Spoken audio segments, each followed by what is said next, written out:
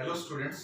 Last video में हमने motional EMF का एक्सप्रेशन निकाला था और इंड्यूस्ड करंट की डायरेक्शन को बताने के लिए हमने फ्लेमिंग्स राइट हैंड रूल और left hand palm rule use किया था, या applied field increasing then induced field will in the opposite direction और applied field decreasing then induced field will in the same direction. ये concept हमने use करके induced current की direction और polarity को भी बताया था। जैसे कि सपोज ये कंडक्टर आपके पास PQ L लेंथ का, और हम ये अज्यूम कर रहे थे कि इसका जो सब्सटेंशियल रेजिस्टेंस है वो R है। Substantial resistance of PQ is equal to small r। और यहाँ ये भी मेंशन कर देते हैं कि ये जो U शेप का जो कंडक्टर है, इसका जो रेजिस्टेंस है, सपोज इस पोर्शन का PQ एंड दिस से R एंड दिस वन से S, तो ये जो पोर्शन है PS, SR और QR, इनका रेजिस्टेंस इस जो रॉड का रेजिस्टेंस है उससे नेग्लिजिबल है, ताकि चाहे ये मूव करके यहाँ आ जाए, चाहे पाथ लेंथ इसकी चेंज हो जाए, तो भी इसके टोटल इफेक्टिव रेजिस्टेंस पे कोई भी फर्क नहीं पड़ेगा। ठीक है, अब हम इससे रिलेटेड कुछ एनर्जी कंसिडरेशन डिस्कस करना चाहते हैं, बिकॉज लेंस लॉ था, वो Lenz law conservation of energy को बताता था। Lenz law conservation of energy को फॉलो करता था।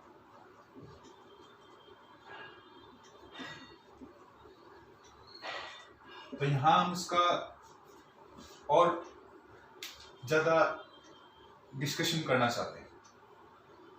तो हमने ये कहा कि जब इस कंडक्टर को इस फील्ड से बाहर की तरफ मूव किया जा रहा है, इस कंडक्टर के अंदर फ्री इलेक्ट्रॉन्स थे और चार्ज पार्टिकल किसी मैग्नेटिक फील्ड में मूव करता है तो उसके ऊपर एक फोर्स एक्ट करता है। तो इसी तरह से इस करंट कैरिंग कंडक्टर के ऊपर भी फोर्स एक्ट करेगा, क्योंकि हमने यहाँ से पोलैरिटी निकाली थी ईएमएफ इंड्यूस्ड की, वो इस तरह से आई थी। हमने कहा था ये एंड इसका पॉजिटिव आया था, ये अगर एक सेल बन गई, और ये वाला टर्मिनल इसका कैसा आ गया था, नेगेटिव। ये डायरेक्शन या पोलैरिटी हमने कैसे बताई थी, हमने लिखा था कि जो V क्रॉस B होता था, ठीक है, V क्रॉस B की जो भी डायरेक्शन आती थी वो किसको बताती थी, पॉजिटिव एंड की तरफ होती थी, टुवर्ड्स पॉजिटिव एंड। तो अब यहाँ देखिए कि V तो ये है, ठीक है, और B magnetic field plane of the board के इनवर्ड है, तो V से हमने किधर की तरफ क्रॉस करना है, V था ही, और V से B की तरफ, देखिए V से B की तरफ, तो V से B की तरफ करके तो इधर की तरफ पॉइंट कर रहा है। इसका मतलब जो P एंड है वो आपका पॉजिटिव एंड हो गया था, और Q एंड आपका कैसा हो गया था, से नेगेटिव एंड हो गया।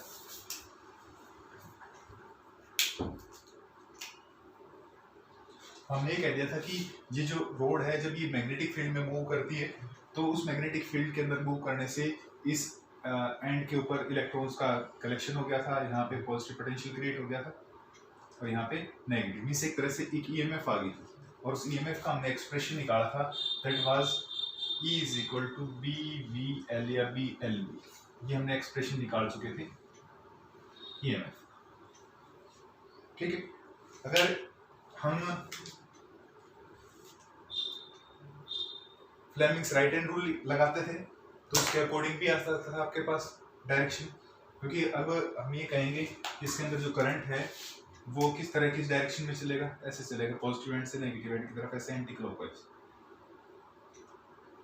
फ्लेमिंग्स राइट हैंड रूल लगा करके देखा था, तो फोर्स फील्ड एंड करंट, ठीक है, तो मोशन ऑफ द कंडक्टर इधर की तरफ है, फील्ड ये इधर की तरफ है, तो करंट ये ऐसे ही चला, ठीक है, ये मोशन ऑफ द कंडक्टर, ये magnetic field F, motion field and current, तो मोशन तो इधर की तरफ, फील्ड इनवर्ड, तो करंट इधर की तरफ, और मींस ये आपके पास ये डायरेक्शन होगी।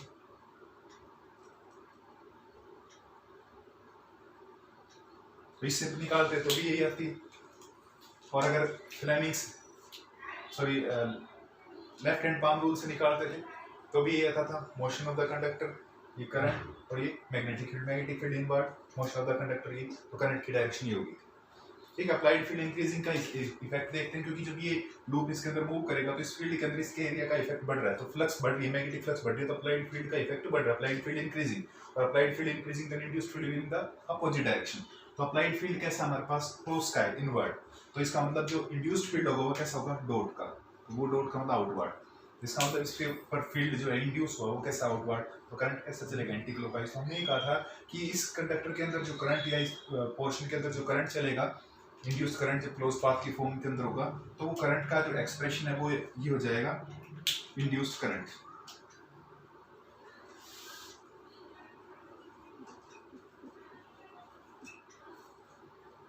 I is equal to EMF divided by the resistance. EMF है आपके पास BLV और डिवाइडेड बाय R। तो आपके पास एक्सप्रेशन जो करंट का आ गया, से this is equation number first and this is equation number second, BLV और divided by R, equation number second. इसका मतलब ये करंट कैरिंग कंडक्टर हो गया। करंट कैरिंग कंडक्टर को जब किसी मैग्नेटिक फील्ड में रखते हैं तो उसके ऊपर एक फोर्स एक्ट करता है। सो आप ये कहोगे due to the presence of magnetic field. यहाँ ये चीज ध्यान रखना कि हमारे पास इस जो पोर्शन का रेजिस्टेंस है PSRQ, इसका जो रेजिस्टेंस है PSRQ पोर्शन का जो रेजिस्टेंस है, नेग्लिजिबल रेजिस्टेंस, नेग्लिजिबल रेजिस्टेंस, इस पोर्शन का नेग्लिजिबल रेजिस्टेंस था कि ये मूव करके आगे भी चला जाएगा तो भी इसका जो इफेक्टिव रेजिस्टेंस है वो क्या रहेगा, स्मॉल r ही रहेगा। सो दैट इफेक्टिव रेजिस्टेंस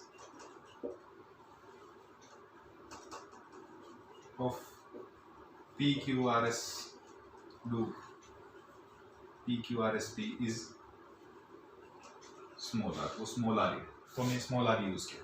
अब हमने कहा कि ये जो करंट कैरिंग कंडक्टर किसी मैग्नेटिक फील्ड में, और current carrying conductor magnetic field में तो उसको फोर्स एक्ट करता है, नो डाउट। आप ये कह सकते हो इसके अंदर चार्जेस मूव कर रहे हैं मैग्नेटिक फील्ड में, चार्ज मैग्नेटिक फील्ड में मूव करता है तो मैग्नेटिक फोर्स एक्ट करता है, जिसको लोरेंट्ज फोर्स बोलते हैं। तो आप ये कहोगे due to the magnetic field, due to the presence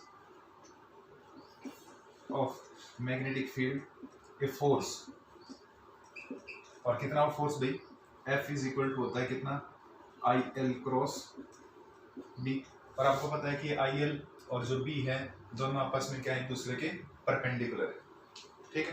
तो परपेंडिकुलर तो थीटा 90 डिग्री होगा, साइन 91, तो सीधा डायरेक्टली हम लिख सकते हैं F is equal to IL B, ठीक है, क्योंकि थीटा कितना है 90 डिग्री IL और B के बीच में। तो ये जो फोर्स होगा इतने मैग्नीट्यूड का, this is equal to the Lorentz magnetic force also.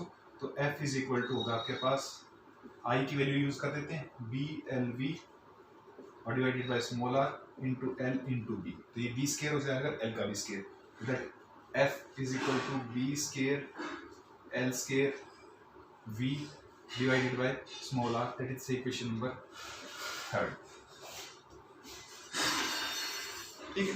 अब इसका मतलब ये हुआ, इस फोर्स की डायरेक्शन की अगर बात करें तो ये फोर्स कैसे निकलेगा, IL से B की तरफ घुमाव करिए, तो IL अगर इसको ये माने और ये माने सपोज B, ठीक है, तो IL से B की तरफ घुमाव, IL था ये, तो IL से B की तरफ घुमाव क्या, तो फोर्स की डायरेक्शन क्या होगी, अपोजिट टू द वेलोसिटी। तो आप ये लिखोगे कि इस फोर्स की जो डायरेक्शन है वो किसके अपोजिट होगी, opposite to the velocity.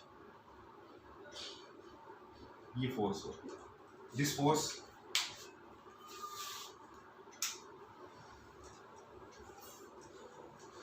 this force acts in direction opposite to velocity, means इधर मोशन मोशन के अपोजिट, ठीक है। इसका मतलब ये हुआ कि ये फ्लक्स का बढ़ना तो मोशन ऑफ द कंडक्टर के कारण से हुआ, में इंड्यूस हुई थी इसके कारण से, तो इसके काज को क्या कर रहा है, अपोज कर रहा है, ठीक है, means as per the law of conservation of energy. इसका मतलब ये हुआ कि मैकेनिकली हमें मूव करना पड़ेगा, पुश करना पड़ेगा इस कंडक्टर को, ठीक है।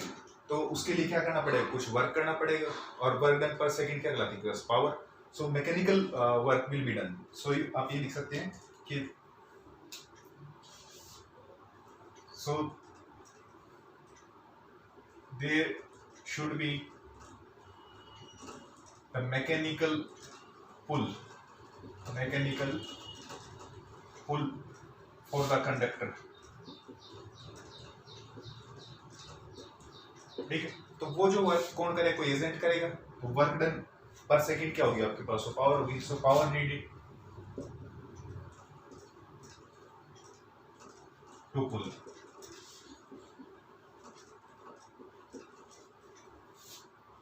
P is equal to, power होता है फोर्स इनटू वेलोसिटी, ठीक है। फोर्स तो आपके पास कितना है, B square L square V divided by R भी निकाला था, और एक V से और मल्टीप्लाई हो जाएगा, तो ये आपके पास टर्म हो जाएगी P is equal to B square L square V square over R, and that is equation number 4, ठीक है। इसका मतलब ये हुआ किस एजेंट को, किसी एक्सटर्नल एजेंट को मैकेनिकली वर्क करना पड़ेगा, this is the mechanical work done per second, ठीक है। पावर का मतलब तो mechanical work done per second, this is work done per second और other mechanical work done.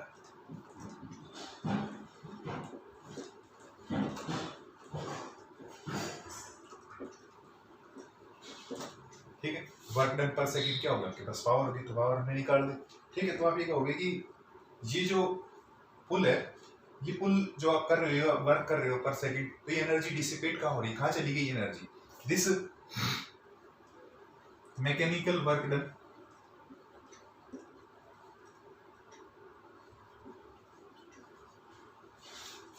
Per second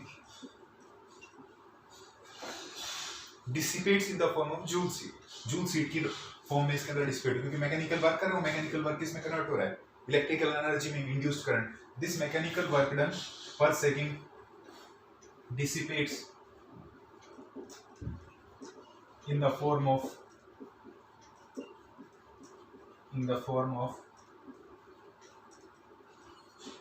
joule heat, means heating होगी इस कंडक्टर के across, तो वो जो जूल हीट पीजे लिख देते हैं पावर फॉर जूल्स के लिए, तो that will be B square L square B square over R, ठीक है। दैट इज इक्वेशन नंबर 5, ठीक है। आप अनदर वर्ड्स आप ये भी कह सकते हैं कि हमारे पास जो ये वर्क क्या है, मैकेनिकल वर्क, इस mechanical work induces an EMF, इसके अंदर ईएमएफ इंड्यूस करके मैकेनिकल वर्क का एनर्जी स्पेंड हो रही है, वो एनर्जी किसके फॉर्म में, इलेक्ट्रिकल एनर्जी के फॉर्म में, मींस इंड्यूस्ड करंट के फॉर्म में, and in terms of internal changes in the thermal energy. आप ये कह सकते हो the this work done in the pull, this work done in moving rod या pulling rod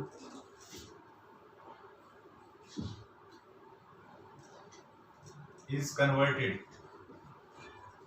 work done कहाँ, तो mechanical energy, this work done या mechanical energy, you can say mechanical energy कह दीजिए, दिस मैकेनिकल एनर्जी ब्रैकेट में work done लिख दीजिए, this mechanical energy means work done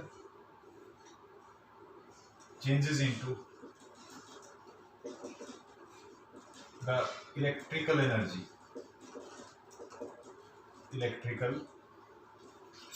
means induced EMF and then in turn जब इसके अंदर current जाएगा तो जूल हीट की फॉर्म में डिसिपेट होगी, then in turn dissipates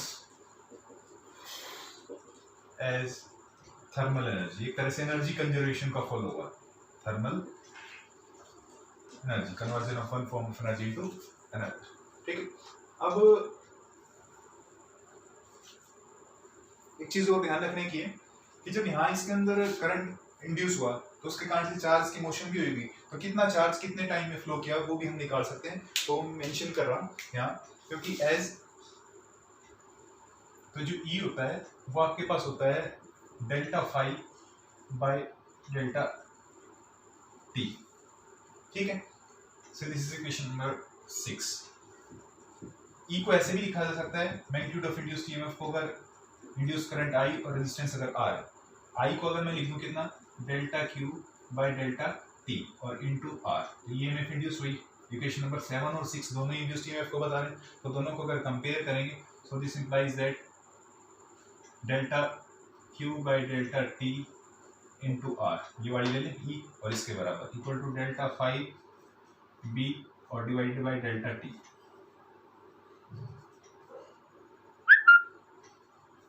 delta T से डेल्टा टी कैंसिल हो गया, ठीक है। तो अगर डेल्टा क्यू निकालेंगे तो 5b डिवाइडेड बाय आर, तो ये आपके पास आ गया delta Q is equal to delta 5b divided by R, ये आपके पास इक्वेशन नंबर 8। तो ये चार्ज जो फ्लोइंग है, चार्ज फ्लोइंग का एक्सप्रेशन आ गया, और चार्ज फ्लोइंग का एक्सप्रेशन तो मैं वहां अगर लिख नहीं रहा होगा तो मैं यहाँ भी लिख देता हूँ आपके पास, that is equal to delta Q is equal to delta 5b, magnetic flux है स्मॉल टाइम के अंदर, डिवाइडेड बाय द रेजिस्टेंस।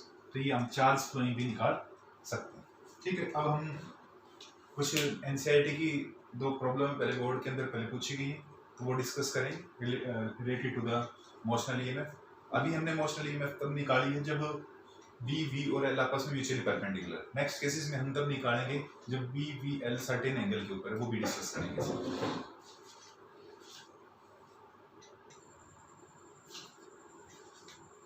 देखिए यहाँ हमारे पास एक एनसीईआरटी का क्वेश्चन है, पहले बोर्ड एग्जाम के अंदर भी पूछा गया कि वही हमारे पास जो यू शेप का कंडक्टर था उसके अंदर मूवेबल रोड इंसर्ट कर दी थी और हमें ये कहा गया कि इस पी क्यू रोड का ही सब्सटेंशियल रेजिस्टेंस है, जो बाकी जो कंडक्टर हो गया रेस्ट ऑफ द कंडक्टर उसका रेजिस्टेंस नेग्लिजिबल।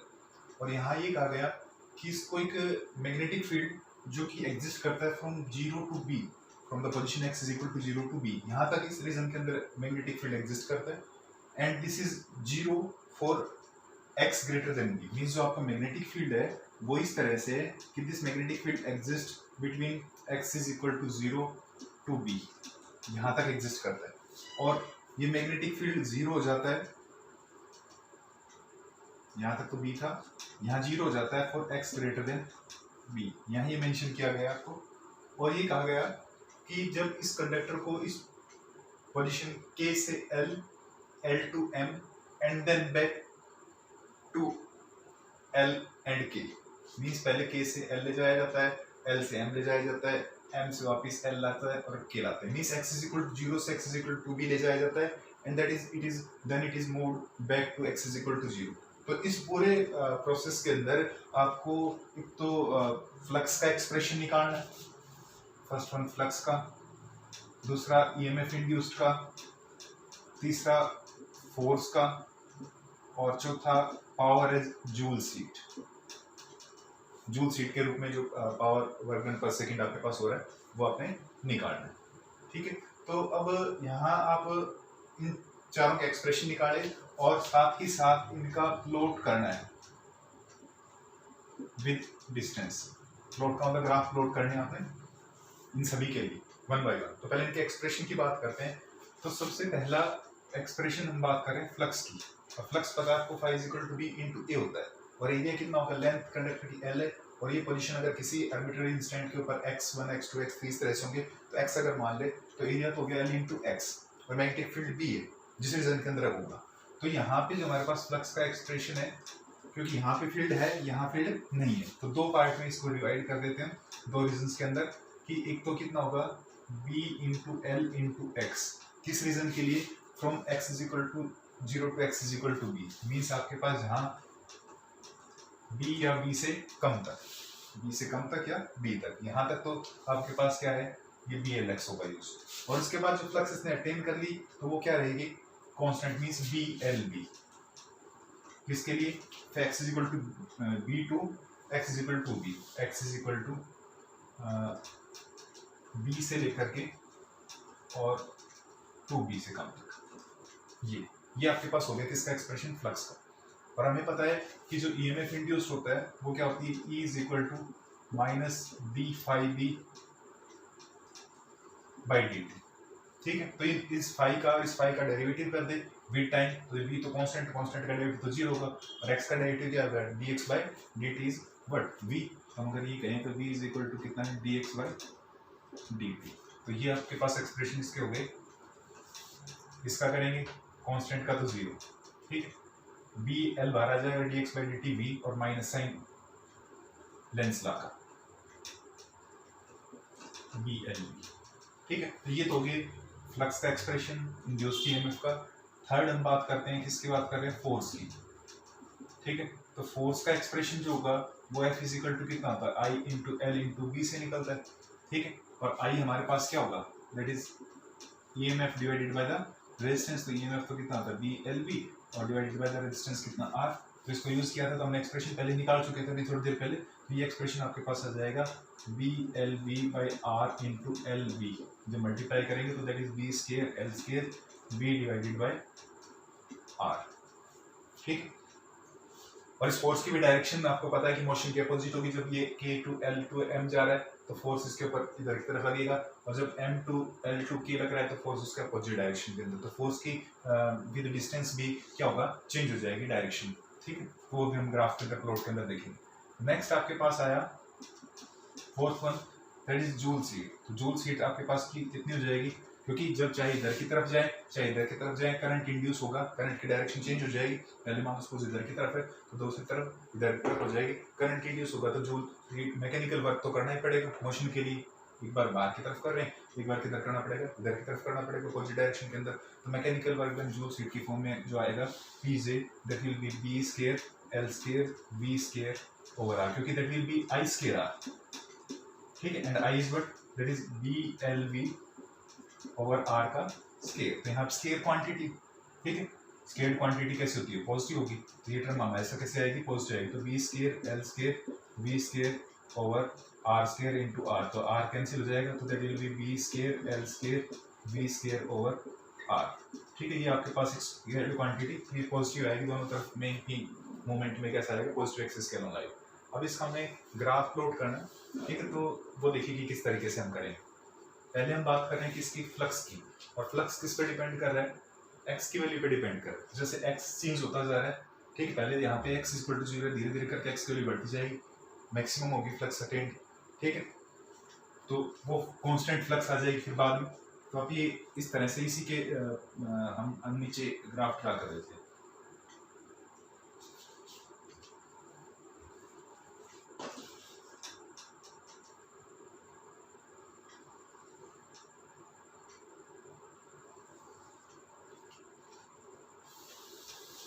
कि मान लो सपोज आपके पास 0 position x is equal to 0 की, और फ्लक्स के लिए हम क्या ले रहे हैं, BLX वैल्यू, BLB। तो मैक्सिमम कितनी है, BLB है। तो आपके पास ये वैल्यू हम दिखा देते हैं, सपोज BLB, ये x इक्वल टू 0 था, ठीक। और हम कहाँ तक गए, L तक गए। तो जैसे जैसे x की वैल्यू बढ़ती जाएगी, स्ट्रिप के लिए अगर बात करेंगे तो एरिया कम होगा, और बढ़ेगा और बढ़ेगा। तो फ्लक्स की वैल्यू x चेंज होते होते फ्लक्स की वैल्यू बढ़ने लगेगी और मैक्सिमम हो जाएगी कहाँ तक, B तक। तो ये यहाँ पे जाकर के x is equal to B, जो आपके पास कहाँ पे था, L पोजीशन के ऊपर था, ये B था सपोज। फ्लक्स की वैल्यू बढ़ने लगेगी और यहाँ जाकर के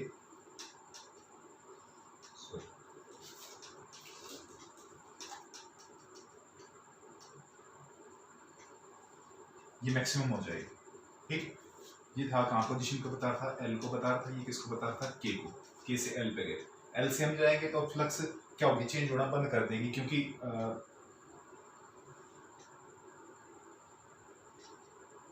ठीक है, ये था B।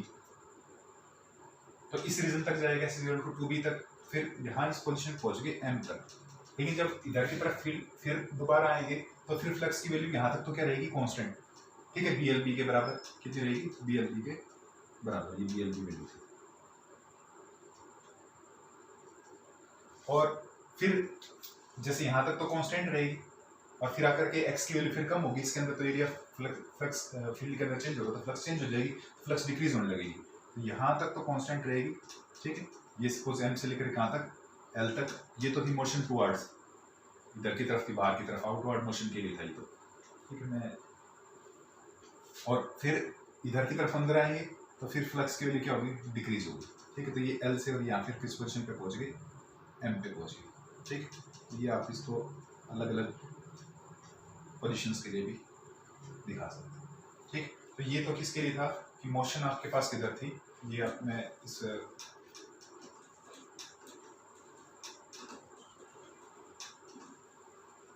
फील्ड को दिखाया था ना। फील्ड आपके पास इस तरह से लिया था, दो पार्ट के अंदर, एक तो B और एक 0। तो B तो लिया था किसके लिए, यहाँ से 0 less than x less than equal to B, और 0 x B से और 2B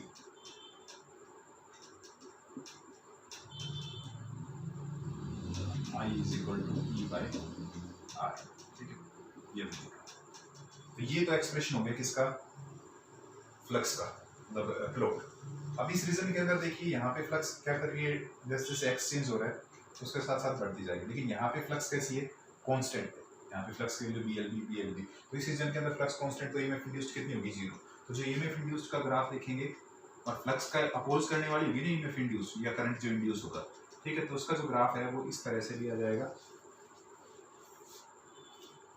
इधर की तरफ फ्लक्स बढ़ रही है तो उसको अपोज करवाने के लिए तो अपोजिट टेंडेंसी होगी और मैक्सिमम वैल्यू जो कितनी आएगी आपके पास EMF इंड्यूस्ड की दैट इज BLV, तो इधर की तरफ तो होगी वो प्लस BLV, ठीक है, तो इधर होगा कितना वो माइनस BLV, ठीक है। BLV माइनस की कब आई जब इधर की तरफ मूव कर रहा था, ठीक है, और अपोजिट डायरेक्शन जाएगा तो प्लस हो जाएगी, तो यहाँ पे फ्लक्स की वैल्यू ये होगी minus BLV, sorry EMF induced की, ये ग्राफ होगा। इस रीजन के अंदर क्या होगी EMF induced constant, flux constant है तो EMF इंड्यूस्ड कितनी होगी 0 यहाँ तक। फिर इस रीजन के अंदर उसकी डायरेक्शन क्या हो जाएगी, रिवर्स हो जाएगी, तो ये माइनस BLV की जगह उसके अपोजिट हो जाएगा प्लस BLV, ठीक है, ये वैल्यू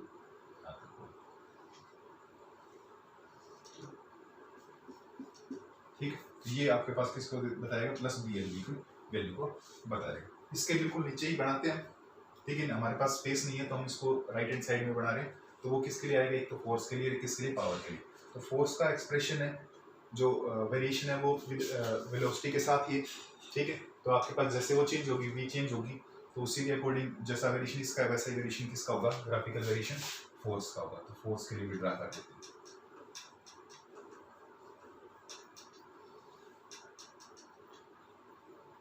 बिल्कुल सेम ब्लॉक्स बना देते हैं, बट जो कोऑर्डिनेट्स की वैल्यू वो अलग लिखी जाएगी, किसके टर्म में लिखी जाएगी, b² L² v/r, तो ये तो हो गया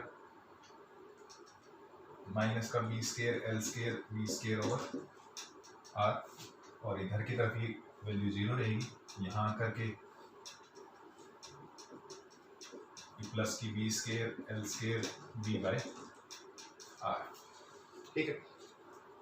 नेक्स्ट इसके लिए जो पावर की बात करेंगे, पावर मैंने कहा कि पॉजिटिव आएगी दोनों ही केसेस में, तो वो किसके, चाहे जो करंट हमारे पास एंटी क्लॉकवाइज चले चाहे क्लॉकवाइज चले, तो दोनों केसेस के अंदर करंट क्या आएगा हमारे पास, इंड्यूस होगा, ठीक है। और करंट इंड्यूस्ड है तो जूल्स हीट आपके के रूप में जो मैकेनिकल वर्क किया जा रहा है वो डिसिपेट होगा। तो ये टर्म भी कैसे आएगी, पॉजिटिव एक्सिस में b² L² v² और r, ठीक है। और यहाँ पे 0 कोई भी करंट इंड्यूस नहीं हो रहा है, तो फिर वो जो मोमेंट उसकी अपोजिट है x = b से इधर की तरफ है, तो फिर वो कितनी सेम वैल्यू, ठीक है। तो आप यहाँ ये देख सकते हैं, ये हमारे पास एक्सप्रेशन किसके लिए हो गया,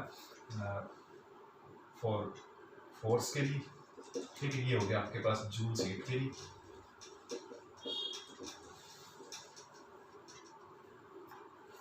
ठीक, और ये था हमारे पास किसके लिए, EMF के लिए, और ये था हमारे पास किसके लिए, फ्लक्स के लिए। नेक्स्ट क्वेश्चन और डिस्कस करते हैं।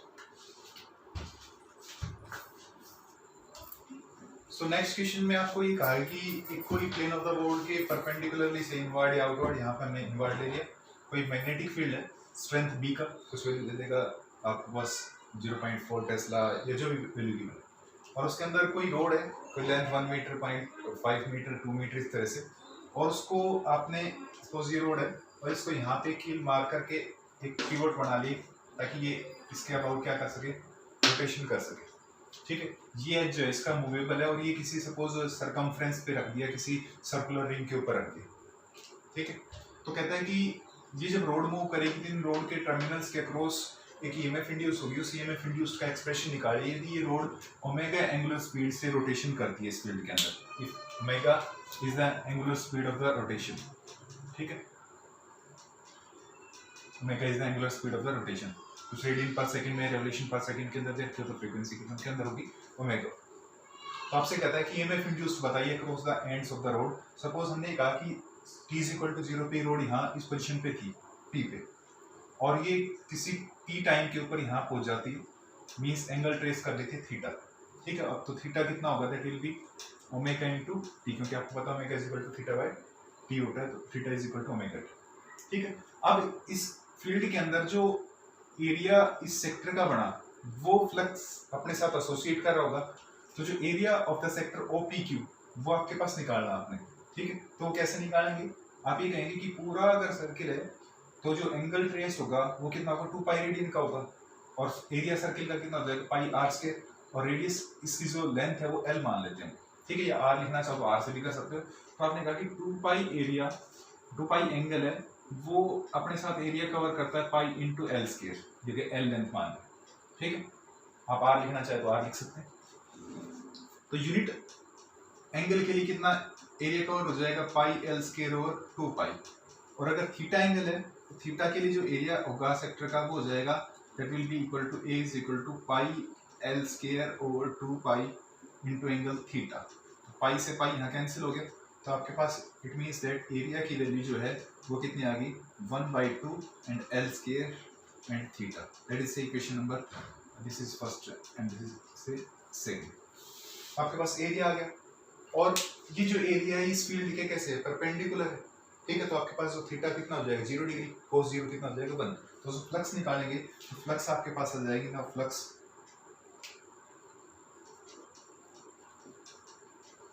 Phi is equal to B into A से, तो बी और ए की वैल्यू कितनी है 1/2 एल स्क्वायर और थीटा, फाई हो गया ये, ठीक है, 1/2 बी एल स्क्वायर और थीटा से, दिस इज इक्वेशन नंबर 3, ठीक है। अब क्योंकि ये जो थीटा चेंज हो रहा है टाइम के साथ साथ, तो फ्लक्स चेंज होगी, और फ्लक्स चेंज होगी तो ईएमएफ इंड्यूस होगी according to Faraday's law, according to Faraday's law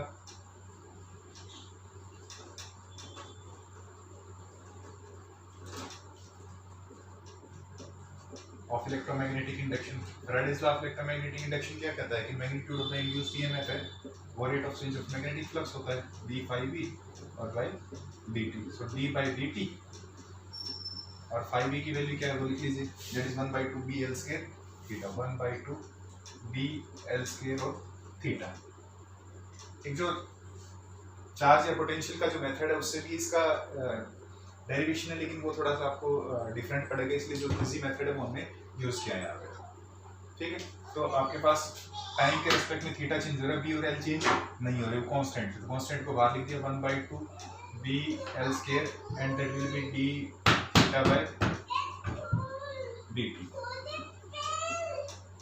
so E is equal to 1/2 b l square and what is the theta by dt, d theta by dt क्या होता है angular speed आपके पास omega हो गया, omega since omega होता है d theta by d, आपके पास जो इंड्यूस्ड ईएमएफ का एक्सप्रेशन आ गया 1/2 b l स्क्वायर ओमेगा, ये आपने याद रखना है, ठीक है। जैसे मान लो कि क्वेश्चन आपको दे दे कि length of the road suppose कह दे कि 0.5 मीटर है, ठीक है, क्वेश्चन के लिए फॉर एग्जांपल, और मैग्नेटिक फील्ड की स्ट्रेंथ सपोज आपको 0.4 गोज दे दे, गोज को टेस्ला में चेंज कर लें, और ओमेगा आपको दे दे इस तरह से कि आपको ये कहे कि इसकी जो रोटेशन की फ्रीक्वेंसी वो है 120 रेवोल्यूशन पर मिनट, तो पर मिनट को सेकंड में चेंज करेंगे तो 120 रेवोल्यूशन पर मिनट मीन्स 60 सेकेंड, तो ये हो गया 2 पे कट जाएगा, तो दैट विल बी 2 रेवोल्यूशन पर सेकेंड। रेवोल्यूशन पर सेकेंड क्या होती है आपके पास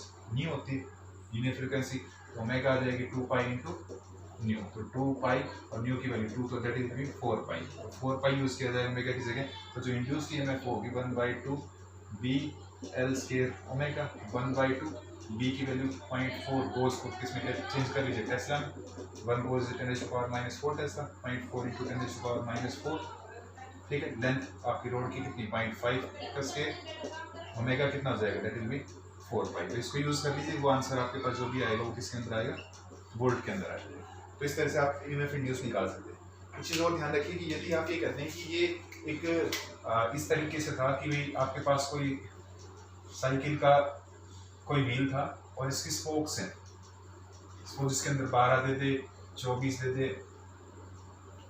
10 दे दे, ठीक है। तो आप ये देखेंगे कि जब सपोज ये मूव कर रही है, ठीक है, और हमने ये कहा कि किसी इंस्टेंट के ऊपर जब ये कह रहे थे तो डायरेक्शन ऑफ पोलैरिटी भी क्रॉस बी से हमने निकाल करके, और ये मान लो सपोज इसका पॉजिटिव एंड बना और ये बना मान लो नेगेटिव एंड, ठीक है, एग्जांपल के तौर पे, तो ये सारी किसके अंदर है, जो पोटेंशियल सारे जो इलेक्ट्रॉन है मान लो सपोज इधर की तरफ एक्सेल पे आ गई है, इधर की तरफ आ गई, इधर की तरफ आ गई, तो नेगेटिव एंड बन जाएगा, और ये पॉजिटिव एंड, और इधर की तरफ आ गई तो ये नेगेटिव एंड और ये पॉजिटिव एंड, तो सारे के सारे किसके अंदर कनेक्ट हो गए, पैरेलल के अंदर कनेक्ट हो गए, और पैरेलल के अंदर क्या रहता है ईएमएफ रहती है सेम, जो स्पोक्स हैं आर इन पैरेलल, तो जो ईएमएफ इंड्यूस्ड क्या रहेगी, सेम रहेगी, ठीक है। तो आप सभी एक के अंदर मान लो 2 वोल्ट है, तो 12×24 नहीं होगी, वो कितनी रहेगी, 2 वोल्ट ही रहेगी, ये बात ध्यान रखिए। तो ईएमएफ क्या रहेगी, ई रहेगी, वो सेम रहेगी, टोटल जो है वो किसके बराबर रहेगी, ई के बराबर ही होगी, ठीक है। कोई चेंज नहीं पड़ेगा, चाहे एक ताड़ी के अंदर हो, चाहे 2 हो, चाहे 3 हो, 4 हो, सब के अंदर जो ईएमएफ है टोटल कितनी रहेगी, वो सेम रहेगी। पैरेलल में ईएमएफ क्या रहती है, सेम रहती है, तो ये आपने ध्यान रखना।